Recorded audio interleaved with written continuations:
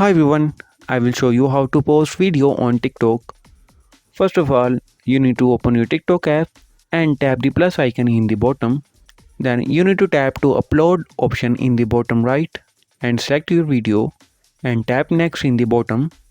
Now if you want to write any caption then tap here, and if you want to add any hashtags and mention anyone then tap here. If you want to tag someone then tap here, and if you want to select your location then tap here the location option, and if you want to upload a high quality video then tap to this option and scroll down and tap the high quality uploads, then go back and tap to post option, and your video will be posted on your TikTok.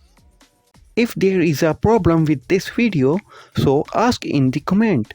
Any problem related to social media and internet, let us know in the comment bar so we can make a video on it. Please like this video and press the bell icon for any update.